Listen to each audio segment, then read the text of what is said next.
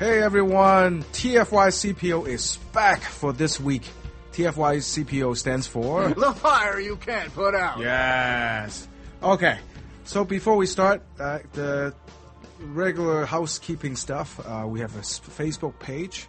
The address is facebook.com/ TFYCPO. Say that again. It's www.facebook.com/TFYCPO, which stands for The fire you can't put out. That's awesome. Also, you can subscribe to our show on iTunes. You can get the link from our Facebook page. And you can also email us. Our email is tfycpo@gmail.com. Say that again. It's tfycpo@gmail.com. Also need to thank our guys at the Open Sky Radio down in San Francisco, California. Funny thing, I'll actually be in San Francisco in a few days. So I'll probably hang with some of those guys a little bit. Yeah. So before we start, I want to say something which has probably totally no relation to what we're going to talk about tonight. But there are multiple things going on. You know, the Aryan flu looks like it's coming back. So we probably got to Avian flu. I'm sorry. I wish there was an Aryan flu. Oh yeah, Aryan flu could strike at any time. Yeah, that's from Idaho, I'm sure. Yeah, so exactly. yeah, I'm sorry, I said it wrong again. So how did you say that again? Why did you say that again? Avian. As Okay, in bird. avian. I'm sorry, avian flu. Okay. Right. So it's coming back. So we got to pay attention to that because and looks like this string is going to be from human to human. It's no longer from animal to human. So it's going to be bad news. So let's keep an eye on that. But also the other thing is, it is the 10th year anniversary of the suicide of a very famous actor singer Leslie Cheung in Hong Kong. And those of you who are into foreign, quote unquote, foreign films, which is an interesting term, foreign film, it's foreign. It's just we are here, everybody's foreign, but right. to them we are foreign. So if you're into foreign films, into Hong Kong cinema, you would know exactly who I'm talking about. So 10 years ago, April 1st, he jumped from a hotel and killed himself. He's a very talented guy. He's an extremely good actor, extremely good singer. In Cantonese popular music, he is one of these stars in the heydays of Cantonese, Hong Kong Cantonese popular music. There are a lot of speculation on why he killed himself. And first of all, suicide it's a really serious thing. And all I have read says if somebody have the idea of trying to kill themselves, there's almost no way you can stop it. No. Other than counseling and all that, but it's a tricky situation. But one of the there are a lot of things, a lot of speculations on why. But one of the things is he's gay, or he was gay. Oh. So and there's this duality thing going on in the media when they promote him. At least for the first 3/4 of his career, they have to really portray him as a heterosexual person because of just the market. So I think that might have something to do with it, even though we're not sure. So remember last week we spent a lot of time to talk about homosexuality and marriage equality, inequality, and discrimination do kill, and it is a serious thing. It's not just in high school we make fun of this guy because he talks funny and he acts a bit feminine. It's not only that. It's not just that. It goes deeper than that. I mean, people can have feelings buried for years, and then at one point they just couldn't take it anymore, and they take their lives.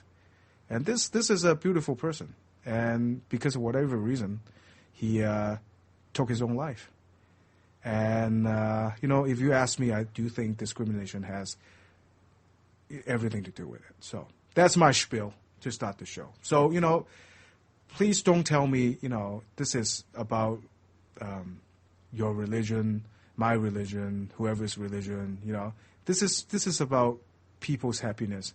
This is about civil rights. So Human rights. yeah, human Well rights. said. So Hey. anyway, so okay. Hey, you know what? And we lose too many of our brothers and sisters that way. We really and, do. And it's very pivotal because it at least to especially to I think to my generation, because we kind of grew up during that heyday in the 80s of when Hong Kong, everything is hopeful, everything it's the heyday of the Hong Kong entertainment business. And I think a lot of these stars are it's maybe a coincidence. A few of these stars are dead, are no longer with us. And a lot of times when I think about stuff like that, it feels like the end of my childhood, or the end of my being young, or that kind of stuff. So anyway, that's enough about my problems. It's kind of like remember Michael Jackson passed away a few years ago. Yeah, it was a big deal, right? I think a lot has to do with how people project their lives according to the entertainment business. When right. during Michael Jackson's heydays, that was for a lot of people, that's the happy times of their lives. Especially for our generation. We're teenagers, we don't have to worry about anything during the time. So, okay, so already like 7 minutes of. Well, here, but let me dive right in. Obviously, a podcast, so this won't be breaking by the time this comes out, but this is breaking now. Right. We begin with breaking news. Mingo County Sheriff Eugene Crum was fatally shot just a little bit ago outside the county courthouse in Williamson, West Virginia, and the courthouse has been investigated. The suspect was shot, but is alert and talking and has been taken to the hospital. According to the Charleston Daily Mail, he was shot while attempting to flee the crime. The sheriff was sitting and eating his lunch. A car rolled down its window, and shot him. Right. Wow. This moves into a few other stories that have happened like this just since we finished up last week's show. Right. A federal prosecutor has left the case involving members of the Aryan Brotherhood of Texas, citing security concerns. Now, this guy decided to exit the case before it even started, because there have been at least 3 other high-profile killings in the last week of prosecutors. One where they went right up to the prosecutor's door at night, knocked on the door, and when he opened the door, they just shot him dead. Yeah, that kind of stuff just doesn't. I mean, we are talking about white supremacists. Right. They're already pretty irrational. Right. So it just doesn't make any sense for me to say, well, I mean, this is here. You're killing people really never really solve anything. This has been coming for some time for 2 reasons. First of all, the Aryan Brotherhood of Texas, which I think they call themselves the Tea Party now, has been in the state's prison. I'm sorry, has been in the state's prison system since the 1980s, when it began as a white supremacist gang, and they just did the illegal activities and drug distribution and things like that. Yeah. But they have been colluding for some time, promising that they were going to take out, maim, kill, disable, whatever it took to go after the people that put them in prison. Right. And what has made this a white hot time for them is that the white supremacist movement, the patriot movement. And by the way, I want to throw this out there really quickly. The NRA is on the record as being against banning cop killing bullets, knowing that they serve no other purpose rather than to pierce armor. They've gone on record saying, no, you can't do that. You're going to start taking away people's rights. Right. The number of conspiracy-minded anti-government patriot groups has reached an all-time high of 1,360.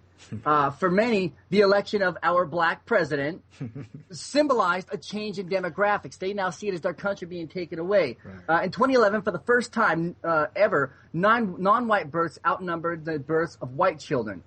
There were only 149 organizations in 2008. Think about that. There were 149 when Bush left office. There are 1,360 now. They've been bellyaching for some time, saying that the government's going to take away your freedom, the government's going to take away your guns.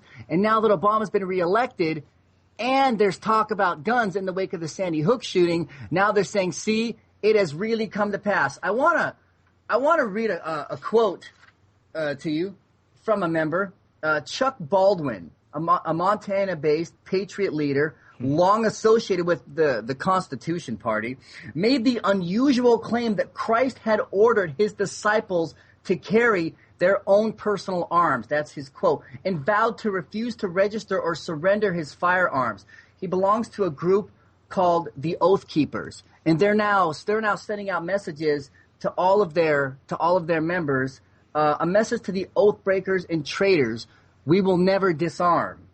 And added that gun control plans were unconstitutional filth. They've.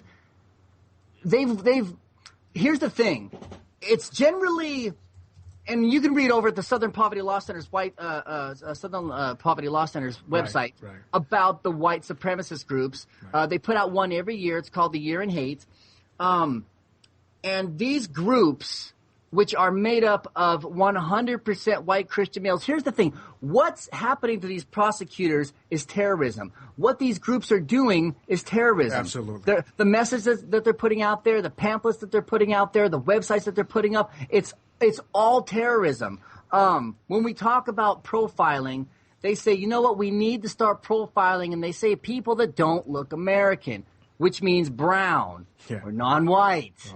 Or anybody else. But it seems to me, and if I may be so bold, I would like to suggest that we start profiling white Christian males. I know that that's going to really slow up the security lines, but it seems to me that there are 1,000 times more of those terrorists at this moment than there are of, I suppose, the brown variety, which they're trying to make us pay attention to. But see, they also say, well, the Muslims they're using their religion as an excuse to start a war again. Well, what are you doing? I hope you're tongue. It said nothing about arms in the Bible. I hope your comment there is tongue in cheek. You know, because profiling doesn't do anything. You know. Well, no, profiling. Right. Well, profiling as it exists right now doesn't really do anything. Well, it is. It's obviously, yes, it is tongue in cheek, but they can't make the case for profiling, and they do with some regularity make the case for profiling. Well, look. If you want us to stop pulling infants and grandmas out of line and frisking them, then you need to let us focus on who the terrorists might be. We'll stop pulling grandmas and infants out of line. Well, but here's the thing. I mean, in general, America's attitude need to change. Now, you were saying that these are terrorist groups too, right? Which I completely agree. So we have to switch our thinking, as in, go back to the what is American. You know what? When a lot of even now, a lot of impression is that when you say American, people right away, their image in their head is a white male. That needs to change. You know, I mean, it is changing now, but it's not fast enough. I mean, there are a lot of education needs to be done here. America is, they call themselves patriots, yet they hold this kind of beliefs, just totally show that they don't understand what America is all about, which is very ironic. The Family Research Council, are you both familiar with them? Oh, man. Okay. All right. So what, I mean, would you say that they are a pretty prominent group, as in they have a lot of influence in Washington and they've got a presence in politics? You think that's fair to say? Yeah. Well, they are working with the TeaParty.org right now. Right. And, of course, the TeaParty.org has taken the position that a communist coup is underway, and they're working with the Family Research Council, who is charging that Obama is dismantling the country. So even though TeaParty.org, even though we've got a Tea Party caucus, they haven't met in over a year, and they're becoming less and less influential. But working with the Family Research Council, they still hold quite a bit of influence, and these nuts that are waging war against prosecutors right now, to the point where we've even had one say, you know what, I'm going to quit prosecuting Aryan cases. Yeah, I mean this is going to be it's working. This is going to be sticky because it's such a Herculean task to cure hate. it's almost impossible. You know, you have to Yeah. you have to basically hope that the next generation will be wiser. You know. Well, unfortunately, what's happened in the South is so much of the attitude that was 50 or even 100 years ago is still there. Right. There are still people arguing about why the Civil War was fought and who really won it. The Southerners like to call it the War of Northern Aggression, which, well, because they don't want to say what it really was. Right. And the reason that the Second Amendment is what it is in present day is because in the South they were arguing for the Second Amendment. Okay, so the forefathers, when they put it in the Constitution, they were arguing for the Second Amendment because they said we don't want to have standing armies. We want to have an armory, train everyone to shoot a gun. When a war comes up, everyone will go to the armory and get the guns. But the South wanted to keep the Second Amendment in place because of the slave patrols. They said we need the slave patrols to keep the slave breakers. Right. They said keep these N-words in their place, you know, and that's the reason they wanted the Second Amendment. And now today they're saying it's for protection. If I may be so bold again, I'd like to say I've gone my whole life protecting myself without killing anybody. Yeah. I'm not entirely sure why that's the best idea for protecting yourself. It's almost like I almost feel like the Civil War is still something like even after 150 years, it's still in a lot of corners. It is a very hot subject, almost too hot that you cannot have a reasonable argument about it. Right. As in, well, yeah, I mean, it's yes, of course, slavery is only one of the causes, you know, of the Certainly. of the Civil War, and one can argue that the Civil War has never ended, you know, even though there was a ceasefire. Agreed. You know? But the other thing, of course, is, you know, can the North do things a little bit different, as in like not burning Atlanta, you know, stuff like that, you know, Right. You know, but that's kind of academic, rational arguments that, unfortunately, I think a lot of in many parts of this country we're still not ready to discuss, which is a sad thing. It's really only in the South.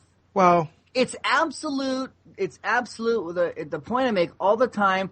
It's confirmation bias. They simply believe what they want to believe, and they don't let anything get in the way of that. Right. In the North, we celebrate education, we celebrate science, and down there, Wow. there are groups that are talking about book burnings. Right.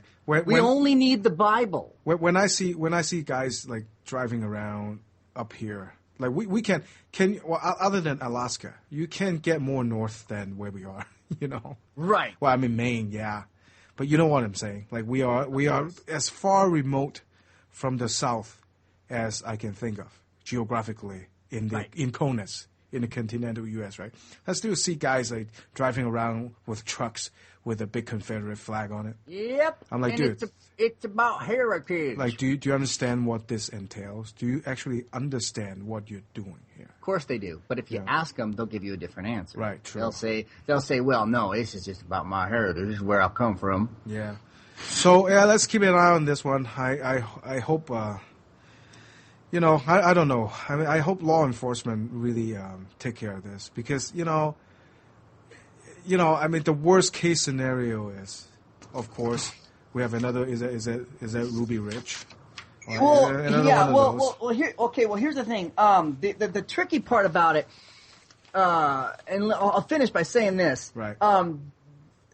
Dave, the detectives on the case, they've declined to say, even though it's obviously the Aryan Brotherhood, they've declined to say that the Aryan Brotherhood is the focus of their investigation. But the State Department of Public Safety bulletin warned that the group is involved in issues ordered to inflict mass casualties or death to law enforcement officials. Yeah.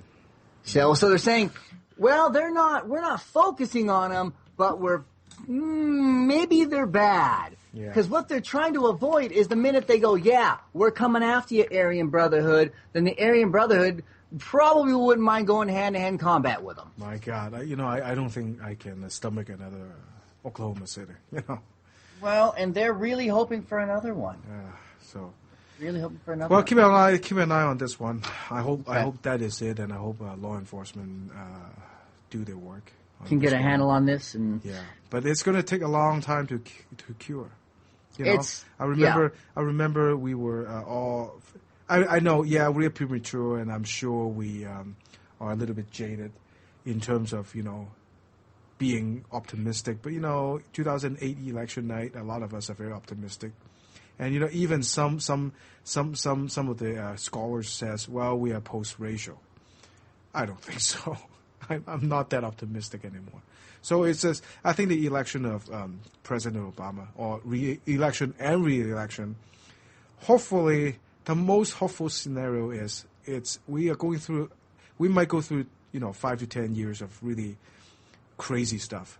It's just the way that the election and re-election of the president it's lead to the flushing out of some of the more horrible elements of our society, and I know you know what I'm saying, and hopefully 5 to 10 years later, we have a better days. Once all that is flushed out, once the demographics start to change, and once people are we have more educated people. So anyway, any thoughts on this, Angela? I think you guys got it. Okay. So you want to move on to the next thing? Yeah. Go ahead and dive into the next thing. You want to pick that one up? Me? Yeah, North Korea. Okay, I don't. There are multiple levels of things going on here too. As in, North Korea is the Kim Jong-un is saying a lot of stuff. And one can speculate why he's saying what he's saying. Is that real? Does he actually have nuclear weapon? Because for some of the news sources, I read both English, and Chinese, and technically German. But so I pay attention to a lot of Hong Kong press and on the other side of the Pacific, and a lot of people, even though they're over there. And so theoretically, not theoretically, but in practicality, they're closer to North Korea than us, right? Right. A lot of them still think that he's just saber rattling and he has nothing. Does anybody know how old he is? Kim Jong Un, he's like 28, maybe.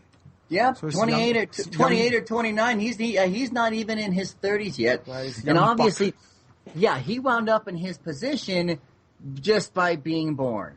Right. And I think that this is probably just his way of asserting power. But look, we ended the Korean War with an armistice in 1953. He is having that repealed this Monday. I mean, it's been in place for 60 years, and he's having it repealed now. So perhaps he is just doing a lot of saber rattling. Perhaps he is just saying, "Hey, everybody, I'm the new leader," and he's just waving things around. The one thing that I have to remind everybody too is that this dude, right? Let's just call him just a dude, because man, it's just so crazy. I mean, it's so surreal because he's hanging with like Dennis Rodman recently. I really thought Dennis Rodman was going to take care of it for us. So weird. But now, I got to remind everybody, too, that he's not only doing this for us. He's also doing this for, one, his own people, two, the people that are under him right now. Because a lot of these old generals, old government officials, they are from the previous regime. And some of them, I'm pretty sure, I'm guessing here, but I'm pretty sure some of them are actually from way back with his grandfather. So all that saber rattling, all that stuff that he's saying, he's not just saying it to us. Yes, he's trying to freak everybody out, as in more immediately the South Koreans and Japan, and and also China. But I don't know how much he is trying to threaten China, because it does him no good. In a lesser extent, actually, tell the truth, us, because I have a hard time believing that he actually have rockets that can land on, even Hawaii. But knock wood there. But But he's saying it, a lot of that stuff, if we listen to it carefully, he's actually saying that to the people who are under him right now. Well, he's that he's not that they were like, oh, this is a kid. Don't think there are not elements within that government that is ready have other ideas, as in a coup d'état or something. Right. Don't ever think that. So when we I realize a lot of times in America when we listen to stuff like this, we're like, oh my God, he's like threatening us. A lot of times, a lot of stuff immediately actually has nothing to do with us. Right. It's just like we are freaking out because we're so sensitive. But a lot of times, this is a little bit far-fetched, but hang with me there. In terms of dealing with North Korea and in the bigger picture Asians, I think there's always a sense of racism going on. In the media, in general, that there's always a fear that these are faceless people that would do harm to us. But just look at some of the stupid movies that came out recently. Red Dawn. Red Dawn, right? The whole premise is North Koreans landed in Spokane. Right. Really, if they have anything that the North Koreans think that is worth attacking in Spokane, they should let me know because I want to know too. Right? That was a joke. That was a joke, people. Well, no, I know, but there was another movie, Olympus Has Fallen, which is another North Korean. Right. Now, by the way, Kim is a huge action movie buff, and he gets all these movies just like the president does, and he's a kid. Yeah. Oh, he's not an adult. He's a kid. He's never had to be an adult, and really, he's a kid right now that's using a lot of poisonous language. Right. Not mincing words. Said to South Korea, "Hey, South Korea, you put us in a state of war." He didn't try to dance around it. He actually, you put us in a state of war. Not that they did anything, but he's actually using the language now. Right. So he's playing a game there. How good he is, with this game, is it as good as his father? We probably don't know yet, but we will see. But a lot of times, Olympus Has Fallen. I mean, I think we kind of talked about that maybe 2 shows ago. And when I look at the trailer, I'm like, oh, why are the villains Asians again? Well, with respect to villains, there's an equal opportunity thing there. I've seen them in all races, and I remember you pointed that out to me, and I go, well, they got Asians and African Americans and whites. Yeah, it's our turn, I guess. Like that wasn't really all that different to me. But the fact that he was North Korean and the guy from Red Dawn, and I go, well, you know what? There's a really unstable guy in North Korea. I don't know if we're poking a stick at him, but see what we've done now that he started using all this language is we've started flying over there. We're starting to fly our planes around, so we're flexing our muscles just the same. And I think that's our way of saying, kid, you don't want any of this. If there's one thing America's not afraid to do, it's spend money on war. Right. I mean, and kill people. There's nothing. They spare no expense. This argument is not military. It is political, because we sent 2 B-2s over there, right? They're circling around. I mean, in terms of militarily, there's not. I mean, I don't even think it's close. If we as in the U.S. want to militarily take care of North Korea, it's not going to be a problem. Right. But it's all politics, because what will that entail? Is that it's then you look at the more global picture. Is how would Russia and China think about that?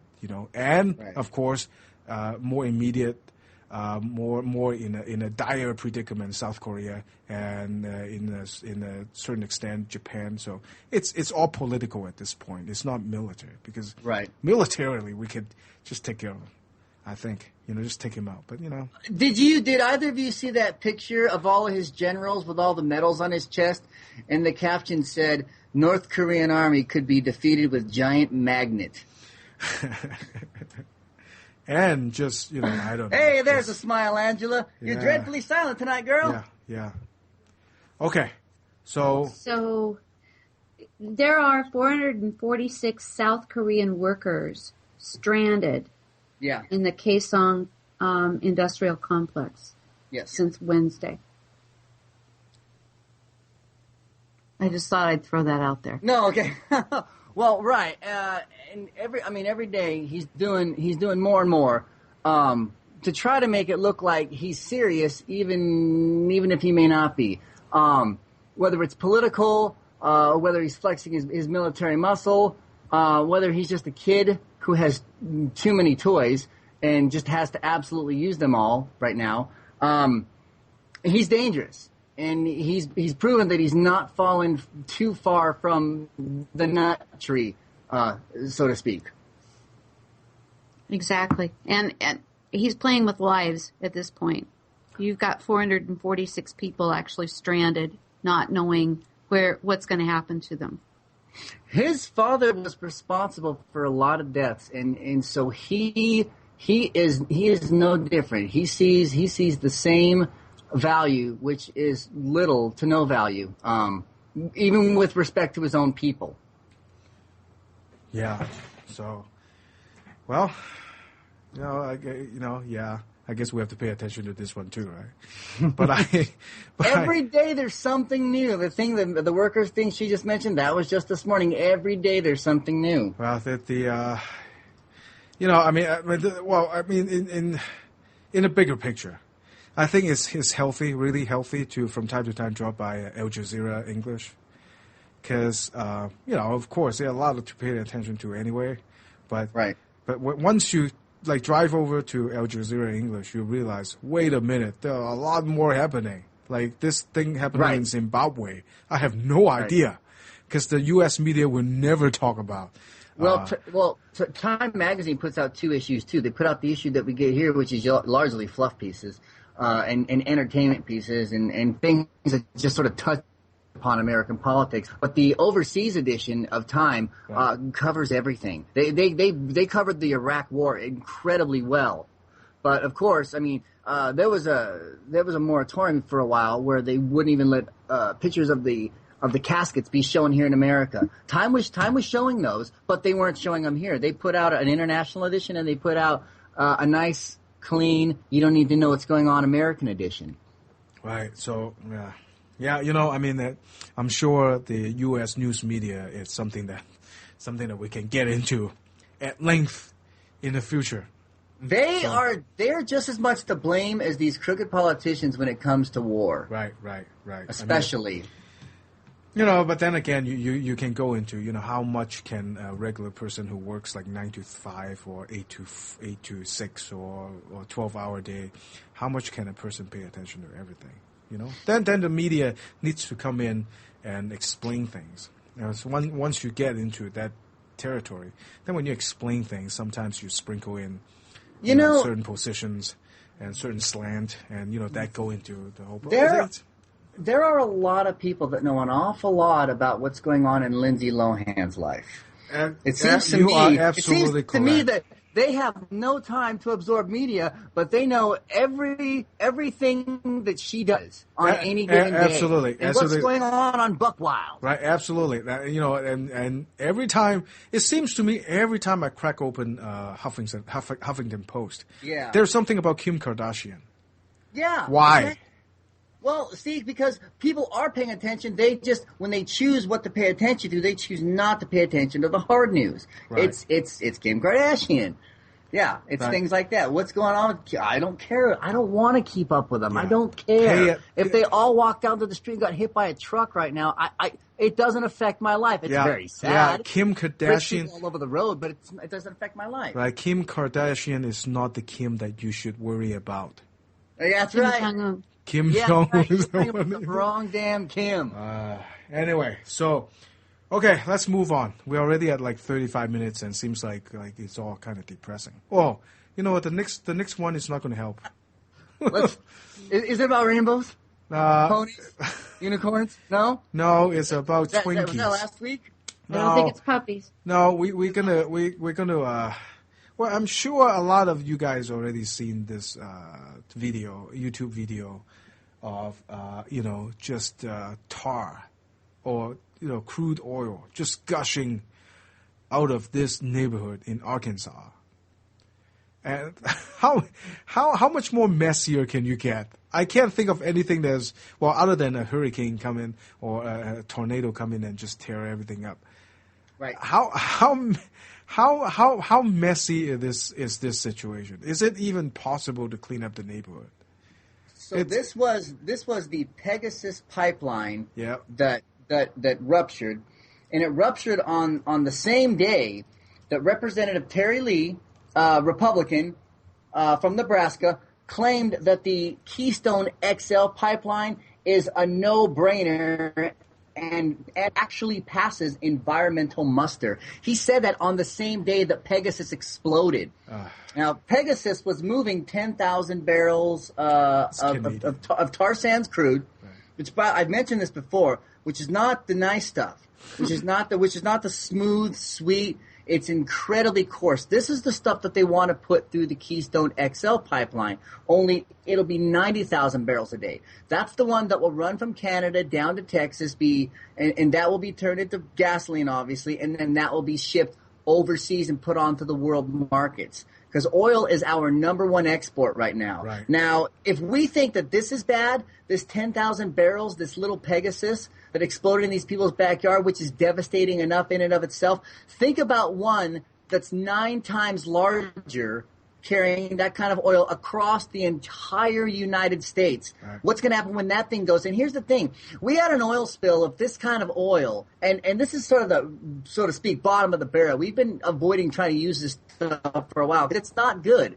It's not easy to work with. It's much harder to refine as well. We had an oil spill back in the 60s with this stuff and had no idea how to clean it up. That has not changed today. Right. I think that the oil sand that we're talking about from Canada, I mean, up till 10 or 15 years ago, they still haven't figured out how to get it out. And somebody invented a method that you actually shoot it with really insanely hot water to just flush that oil out.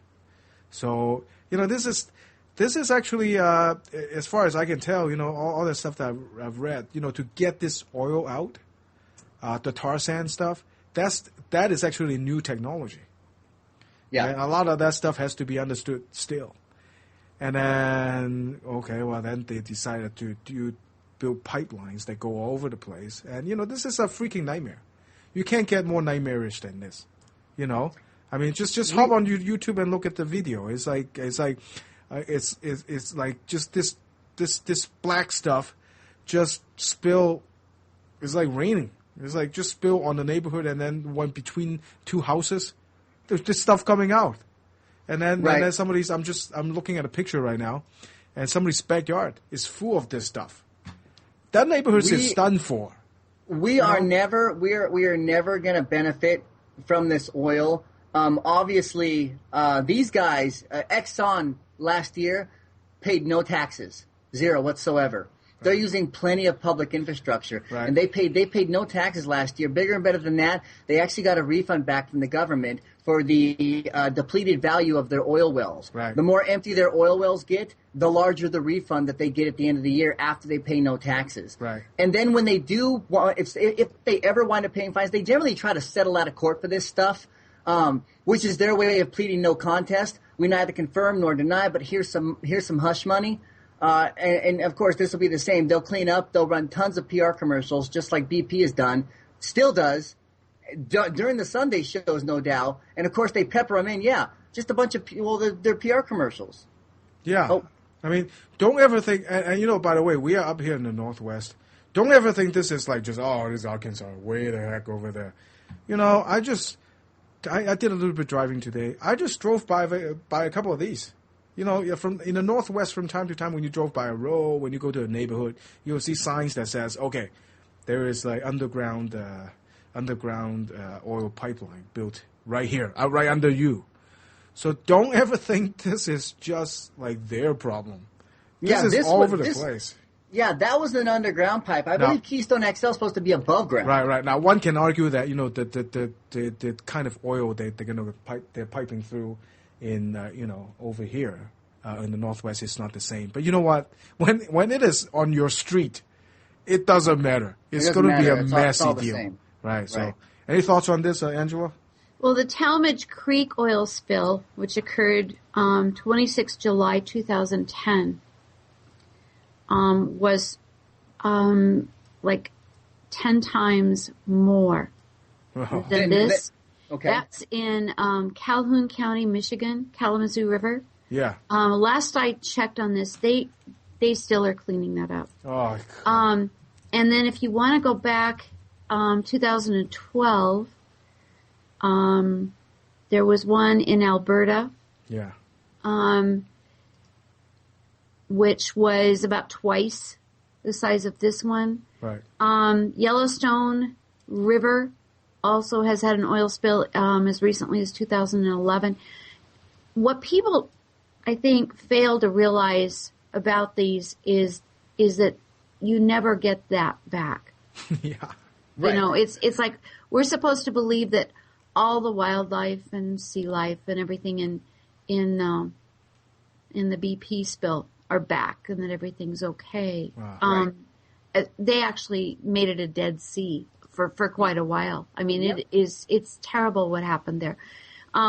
This, I think, is particularly scary because we're considering the Keystone XL pipeline, which has the same kind of stuff that we're talking about, this Exxon Pegasus.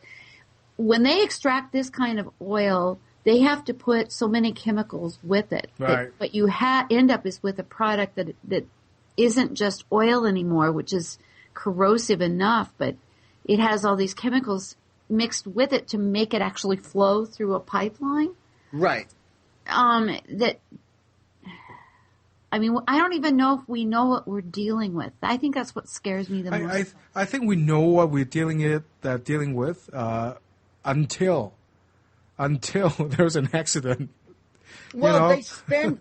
they've spent no time developing ways to clean this stuff up. Right. Only ways to refine it, move it, and get it out of here. And yeah, what she was talking about, they have to mix in chemicals because, like I said, it's so rough. The worry is obviously it's just going to wear out the inside of the pipes. There's a lot of people right now, Right. thanks to Sarah Palin's whole drill now, drill here, drill everywhere campaign, that are arguing for this damn pipe when we get zero benefit whatsoever. This fuel isn't that'll come from this. The refined fuel, it's not even bound for America. Wait And a it's not minute. going to make anything cheaper. Wait a minute. And the jobs that are created are not temporary. They are not. Exactly. Right, and in the long run, I mean, of course, let's go to the deep end of this. In the long run, burning fossil fuel is not the answer. You know. No, it's not. Well, then what is this thing I read somewhere today that says Exxon? It's actually they're not. They don't have to pay anything for the cleanup because the kind of oil that is spilled is exempt somewhere. We need to check into that, but I think there is a report that says they're not actually, they don't have to pay anything for the cleanup, which is horrible. There has been quite a bit of news lately. I'm not sure if you guys follow any of the automobile trades. I get into it a little bit, but I don't get into it like a gearhead would. I get into it like a consumer would. There's an awful lot of cars right now that are being developed that get incredibly good gas mileage. Of course, they start overseas because it takes a long time for them to get over here. Have either of you guys heard of the Volkswagen XL1? No. 236 miles to the gallon. Okay, of course it's a very small car, but it's not the small cars that we had back in the 80s that would get 60 miles a gallon, but were very clunky, had no power, were very uncomfortable rides. The Chevette. Well, yeah, stuff like that. This will get incredibly good gas mileage, but they're trying it out over in Europe first, and maybe it'll eventually make its way over here, but maybe not if our politicians have anything to say about it, because most of our guys, like this guy Mike Lee, that just said, hey, there's no problem. That pipe is just made of awesome, and that's what the problem is. These guys are bought and paid for, and I think they might fight this kind of technology even coming to America. Absolute insanity. Because they have us over a barrel, so to speak. I mean, I don't know what. So a lot of times I don't know what we're. I mean, the whole oil industry doesn't make any sense anyway. You know, the gas prices, nobody understands I'm sure somebody understands it, but not, to the 99.999% of us. Nobody actually understands what the heck's going on, who's setting the prices, and why are we paying like why are we paying $3.55 today and then $3.65 tomorrow? Well, when our demand is at an all-time low, the people that are protesting in front of the White House right now against the Keystone XL pipeline are being met with counter-protesters. They are protesting for the Keystone XL pipeline. Right. Which, well, how... blows my mind. I often think that the amount of news we pay attention to, quite honestly, should be a bare minimum. I think everyone should pay attention to at least this much, and then leave the rest of it to, the anchors and everything, and people who write newspaper articles. Yeah, those guys have to absorb quite a bit more, but I feel like what we absorb should be the bare minimum. Well, yeah. And if people did, then they wouldn't be out there arguing for Keystone XL, or TransCanada, who say right on their website, this fuel isn't for you. Yeah. It's all for export. You just get to pay for all the externalities. Yeah, and this is a wedge issue for progressives. I mean, because I think a lot of us are not happy with how the Obama administration is handling this, the pipelines. Well, and, they are kind of caught in the middle because, there's this job thing, if this thing comes through, there will be jobs, blah blah blah blah, and then there entails all kinds of environmental, potentially disastrous consequences. So the State Department very, very quietly released a report last week saying that the pipeline will have no environmental impact. What? They issued that very, Rachel Maddow covered it. Yeah. Which is how I heard about it, and then I went and I looked it up. They issued it, but they keep it on the hush, And then this happened. Yeah. Like the next day, or 2 days after. It wasn't long. It wasn't more than 48 hours that the Pegasus burst. Yeah. Yeah. I don't know. How do you like your no environmental impact? Well, and the Obama administration. They're trying to cozy up to these people. I'm not sure why. Perhaps he's not tired of being smacked down by them. Yeah. But he's trying to cozy up to them. And he goes, all right, we're not going to approve it just yet. Maybe we will, maybe we won't. I don't know. Yeah. And Mr. President, you don't have to get re-elected. You don't have to think about re-election again. No. Please do something. Oh, my God. Please I would be walking around in front of the cameras in my underwear right now if I were him. You don't have to be reelected. Just say what you really, but if this is what you really mean, then this is what you should have said during the election. Right. Or you should have had your own Mitt Romney moment where somebody was videotaping you behind closed doors saying this kind of thing rather than what you said to us. Right. In more public mics, in more public forums. Oh, gosh. Okay, so, immediately what we can do, I guess, is it's to advocate, at least advocate and try to use as much public transportation as possible, I guess, part of it. But, I saw this chart recently. Somebody dreamed that up. And I think we might have talked about that before, this potential high-speed rail system that we might have. Right. And I'm sorry, Spokane still not really in it. No. There's a great outline that says, maybe, I don't know. It could be there. Come on, man. We need a line that go from Vancouver, BC to Chicago. That would be so awesome, wouldn't it? I was down in Eugene, Oregon today, and there's a very public protest down there against expanding public transportation.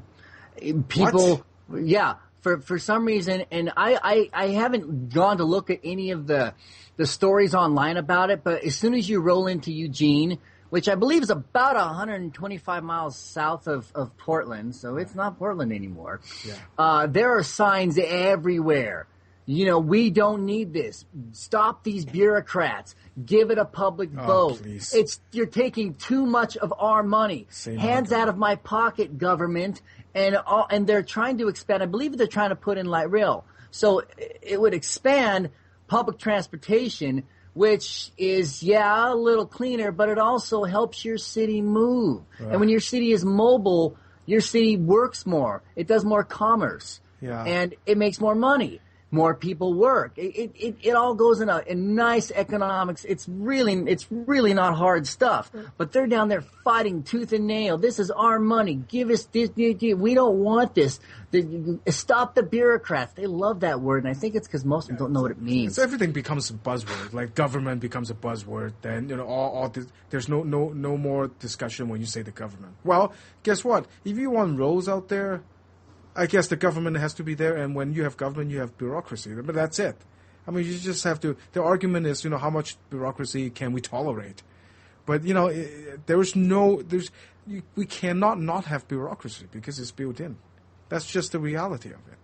Either you, the people, are going to have the final say, and the only way you're going to get a say is with the government, because private entities are not accountable to you. And if you show up at their offices, they'll have you arrested. So either you're going to get the last say through your government, or they're going to get the last say, and you're going to get nothing. Wow, can you believe it's already 50 minutes? It's like 51 minutes.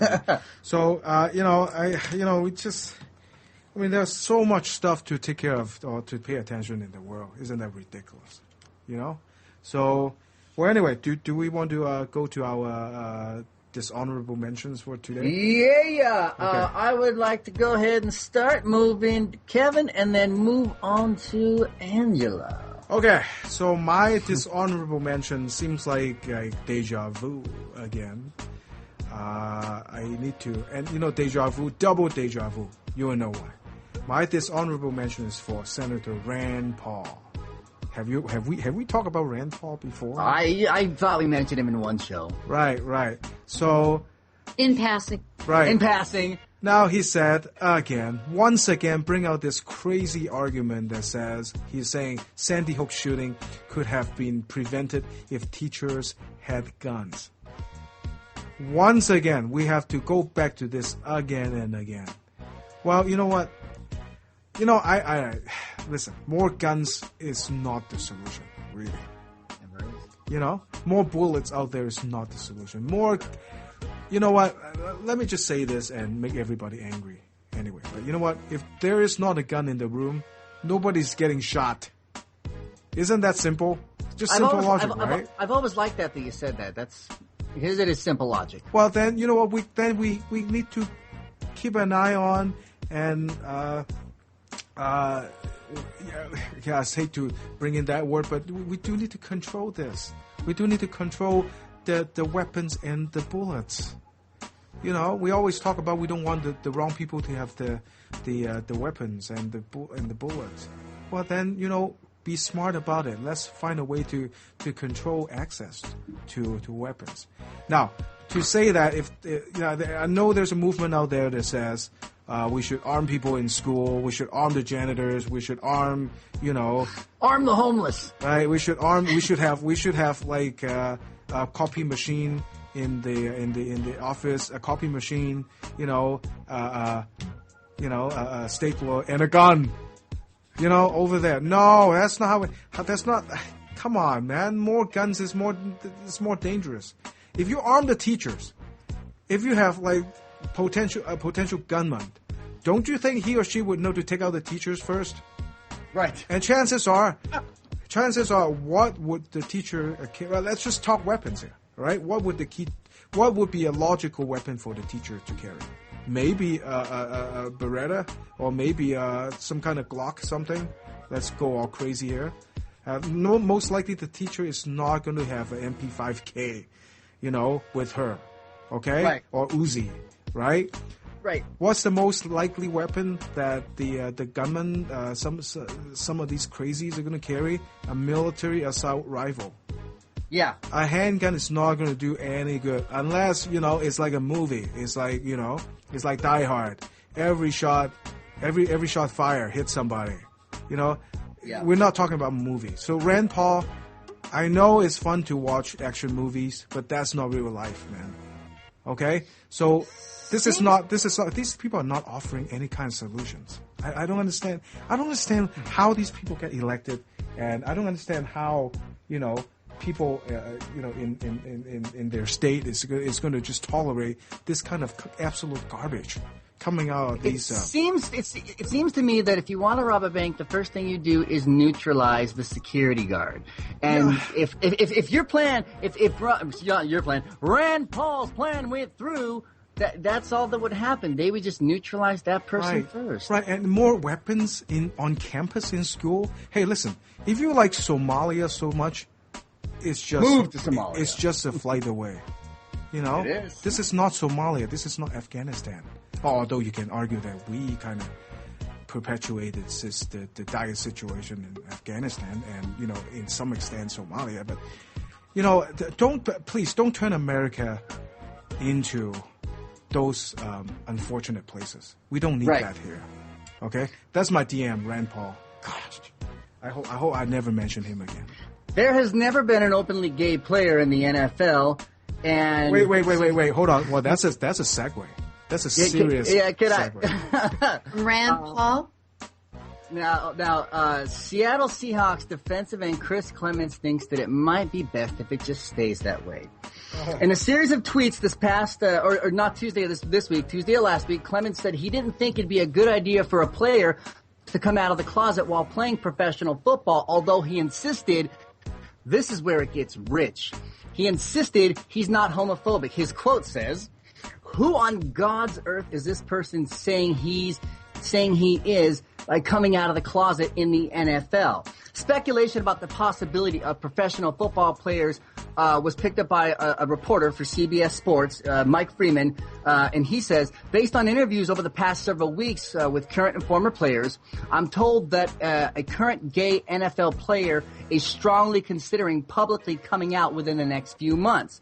And after doing so, the player would attempt to continue his career. He added that the player believes it is now time for someone to take this step, but is worried about the reaction of his homophobic fans. And Chris Clemens has decided to head him off, saying he shouldn't do it because it would be a selfish act. The homophobia in any sport, professional or otherwise, it doesn't matter if you're in high school or college, homophobia has been incredibly rampant because of the really macho attitude that sports just happens to bring out in people. Now, there was the Duke University fired their football coach this morning, almost a year after it was discovered that he was abusing players. Wait, what? It's Rutgers.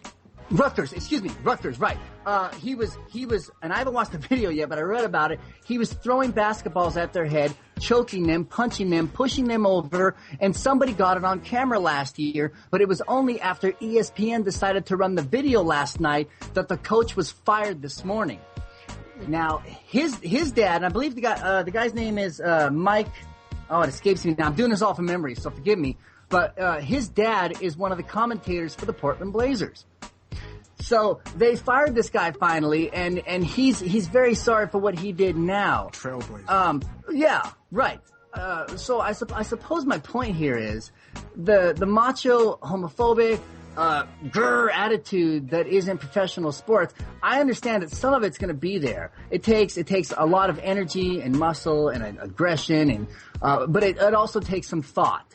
And you're dealing with real people. And those people are not the sports that they play. They're people otherwise. Their husbands, their fathers, they've got other interests besides sports. They are not just their sports. And yeah, one of them might be gay. And he might go home to a boyfriend or a husband at night. And that doesn't make him any less on the field than you. And it does not make him selfish if he decides to tell you, who are not just a teammate, but you're supposed to be a friend as well. I understand the off season for football is pretty long. It's about 7 months, and the on season's 5. But during those 5, you're together all the time. You can't tell me that you aren't intimate with those people, not in a romantic way, obviously, but as a friend and as a teammate, you obviously share a lot. So for you to say, hey, you know what? I think gay people are oogie, and he should keep it to himself. No, that makes you selfish. Yeah. He doesn't have the problem. You have the problem. Let's get. Wow. Thank you. Wait, Sorry, hold on. You have to repeat what you just said. The last sentence. Skype cut out. I forgot what I said. Oh, okay. Well, okay. It looked like it was good. Hey, the top of my head. I work largely off the top of my head. Wait, okay. Well, I guess to be fair, and it's how passionate I am about this issue. When I say to be fair, I'm really trying. Okay, so bear with me here. To be fair, the jock culture in sports, you can't correct that overnight. You know, I mean, it is what it is. It is a lot about macho. It is all about that. You know what? But you know what?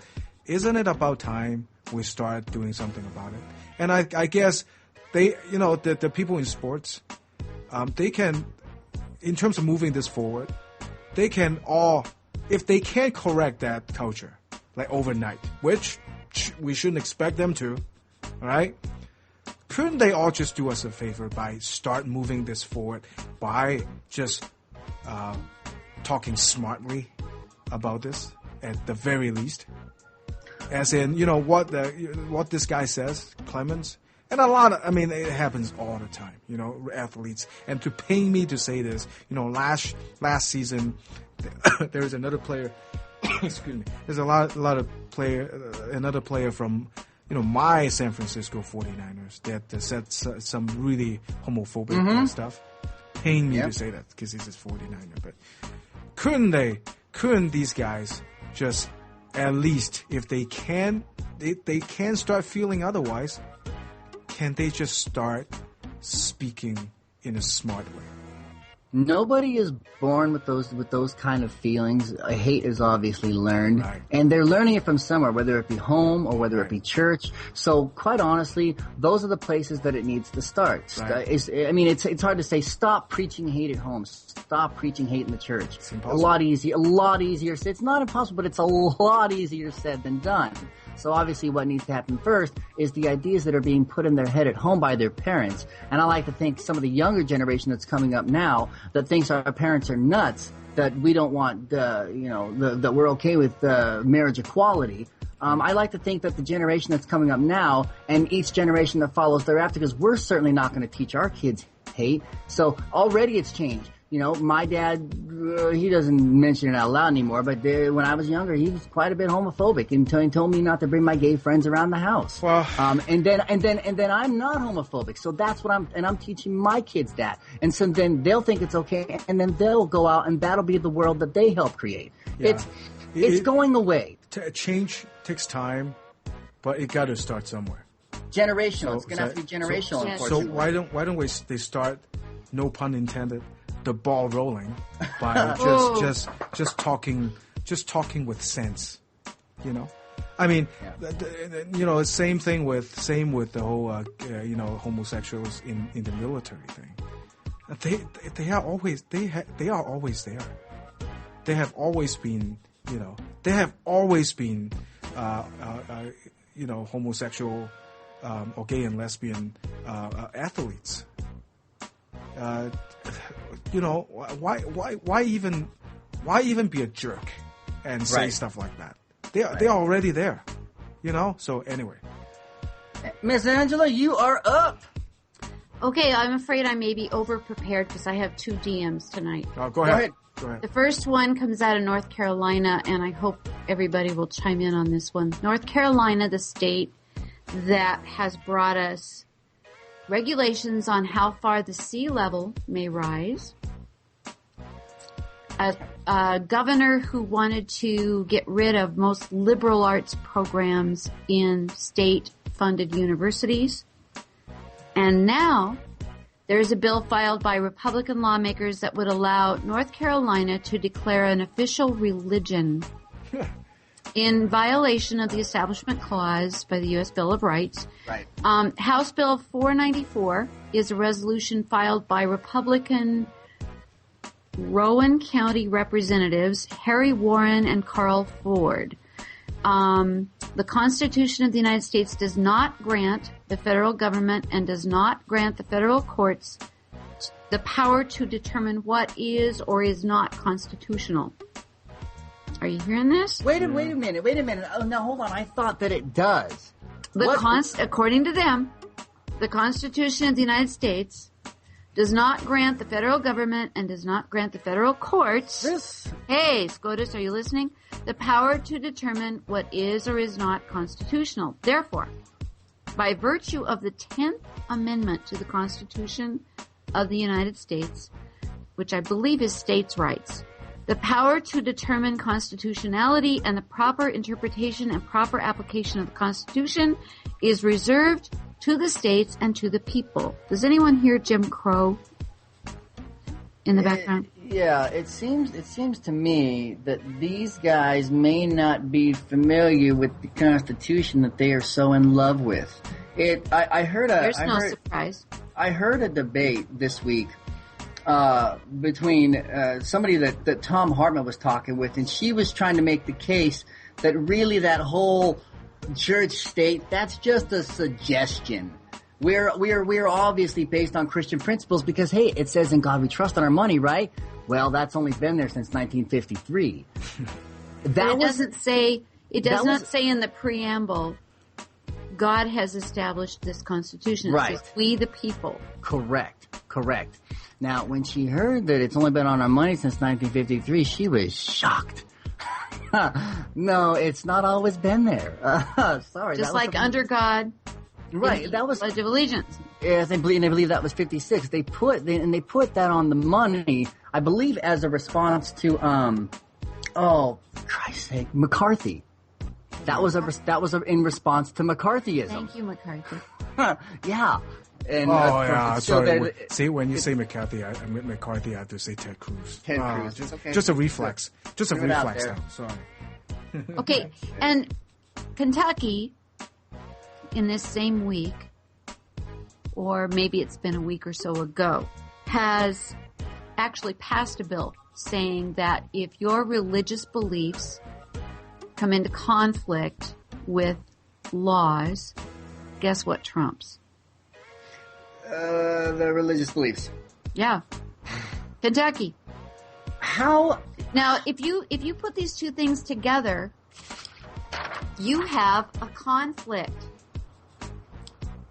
Because if they establish a state religion in North Carolina, and your religious beliefs come into conflict with that state religion in North Carolina, let's just say they did this, then the established religion in North Carolina would trump your religious beliefs, whereas in Kentucky, your religious beliefs would trump state law.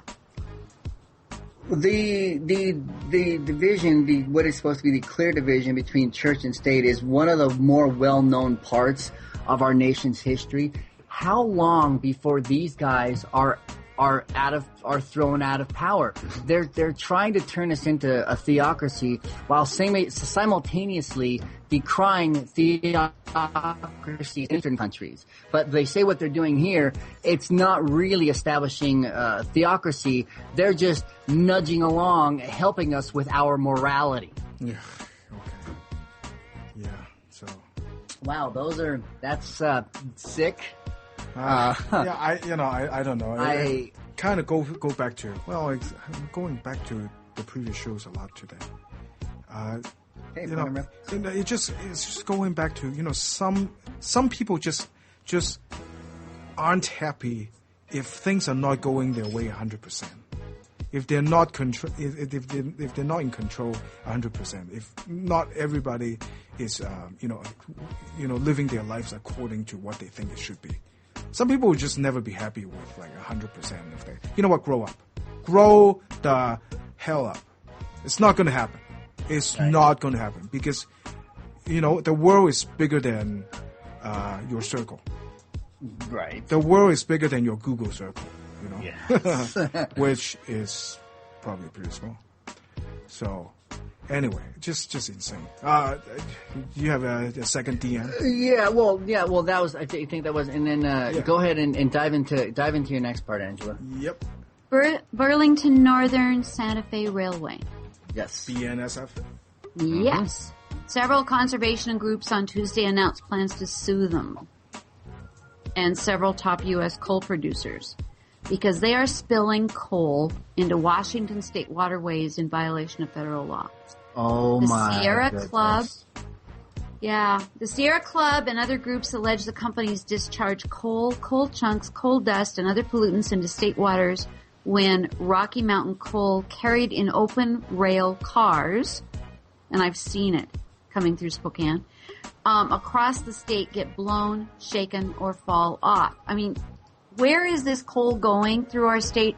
It's going through our city, and then it goes north and goes up to Bellingham and gets loaded onto ships there. And Ships and sent away. China. Great. Okay. And we are actually getting polluted by it. So thank you very much, Burlington Northern Santa Fe, and several coal companies. I actually applied for a job with them. Burlington Northern Santa Fe?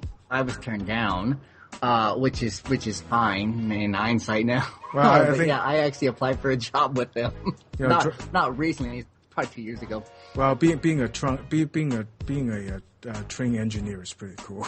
I gotta say. Well, yeah, and you know, there's a lot of guys that do it, and it pays really, really well. But all the guys that I started meeting guys that used to do it, and their bodies are torn apart from it. So it's not just work that's not good for your body. Right. Obviously, coal is the dirtiest, nastiest way that we produce energy. Right. And there's a libertarian talk show host that I listen to every single day, and I actually hear him say almost all the time, I hate coal. We need to get rid of coal. It's dirty. It's nasty. We need to find other ways. Not generally what I hear from a libertarian. You know. I mean, I read this when I was a kid. I even read this that this is going to get a little gross. So hang with me here. Okay. That a lot of this is way back in the 1850s Victorian era. Is that I don't know. In England, a lot of kids end up being sick, and they don't understand why. Turns out, a lot of these chimney, because they're small enough, right? They can climb into chimneys and clean the chimney. And then because back then the hygiene, is not as like they don't shower every day, so coal dust will start, accumulate in their scrotums. And then chemicals will go into their testicles, and then they will have testicular cancer. So that stuff is harmful, and we know that for like a couple of thousand years already, I guess.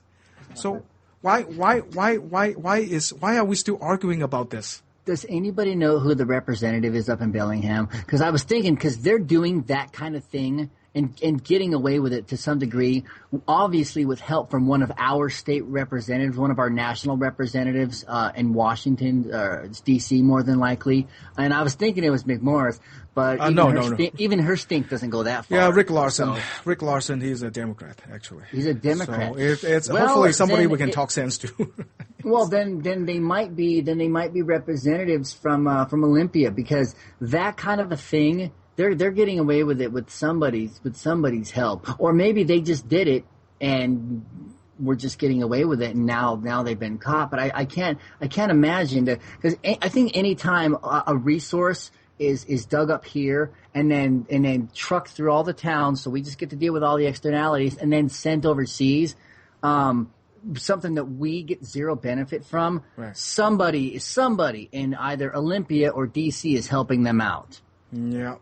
And I mean, yikes. Geez. All right. Well, anyway, it is what it is. Hey. So Kevin, you had to take me to William Blake. William Blake. William Blake. Okay, everybody. Victorian poet. Actually, not Victorian, romantic poet. Okay. Yes. From England. Wait, hold on. So after weeks of anticipation, here is Angela's Literary Corner again. Woo!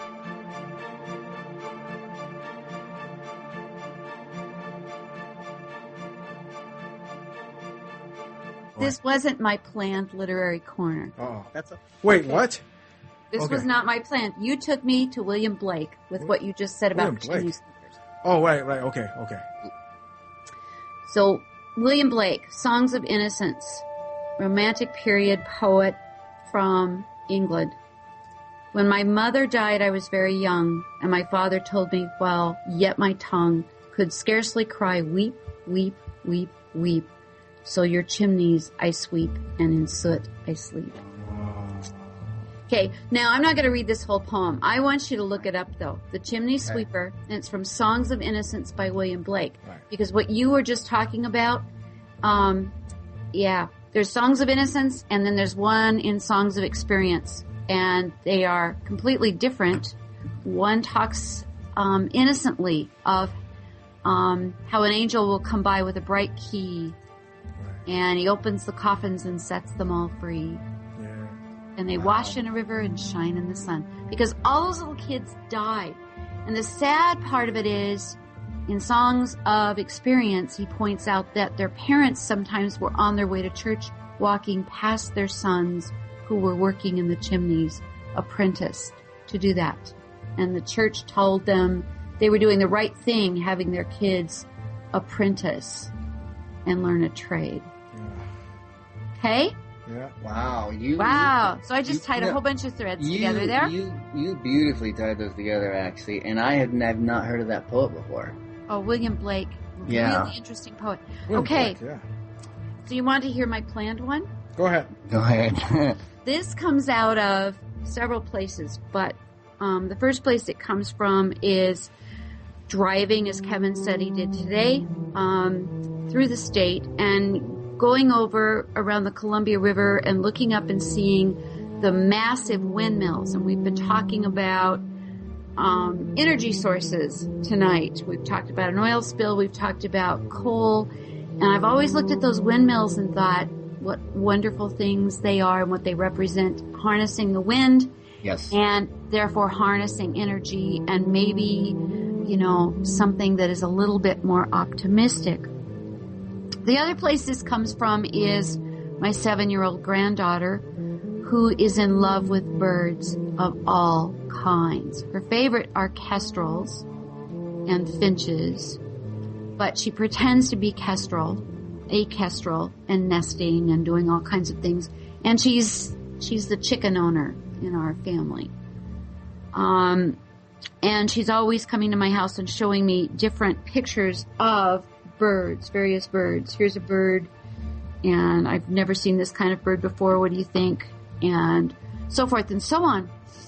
So over spring break, I was reading, for a change, a book of short stories by Sherman Alexie called Blasphemy.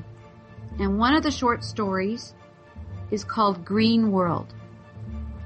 And Green World tells the story of a man who gets a job, a very, very intriguing, interesting, and actually quite horrific in some ways job, because his job is to go out to the windmills and pick up all the dead birds. Because the windmills that I've been admiring out mid-state and so forth and so on are actually structures that are very harmful to the bird population in our country. The birds fly in, the birds are torn to pieces, and they end up on the ground. And his description, Sherman Alexie can describe things unlike a lot of writers I know, so vividly. He describes the smell, he describes the feel of this job, and he describes the fact that this man is glad to have a job in our economic downturn. His job, though, is to service a set of windmills that are located next to an Indian reservation, which, of course, or Native American reservation, however you want to say it. I'm using Sherman Alexie's words. That's fine. Sherman Alexie talks about an old Indian man who comes up to the man who is picking up all the dead birds one morning, and the guy is carrying a shotgun. And the guy actually holds the shotgun up to the forehead of the guy who's picking up the birds. And they have a conversation. And you have to read the short story because I can't give it all kidding away. me. But it's a very short story. Whoa. Green World. And one of the big lines that comes out of this story that I think is really important in terms of what we were talking about as far as environment and as far as slaughterhouses and vegetarianism last weekend. I wanted to tell him that it was necessary and predictable. We humans have to kill in order to live. And that's my literary moment, folks. All right. You're gonna. I'm sorry. You're gonna have to send me that link. Holy crap! Wow. Why? You know, it's. You know, I mean, let's see. Why am I rehashing like? That's no. It's okay. That was that was good. Yeah. That was good and very very poignant. Very relevant. What I'm trying to say is, you know, literature and music and humanities and social science, they are as important as science and math. You know, we have to be more balanced in terms of looking at education and looking at the makeup of our society. You know, it's a long conversation. So tell that to the governor of North Carolina. Good luck with that. So. Okay, so we are already at 81 minutes. So, any final thoughts, everybody? No, we're good. I think I have ran my mouth dry as I usually do. Okay, so good luck with everybody. Yes, why am I saying what the heck is wrong with me? Why am I saying that? Am I dying? I don't know. I might be. So sorry to end it on a downer, there, guys. No. Well, it was very thought provoking, actually. Okay. Anyway, see you guys. See you guys next week. I will see you next week. Yep. Bye. Goodbye.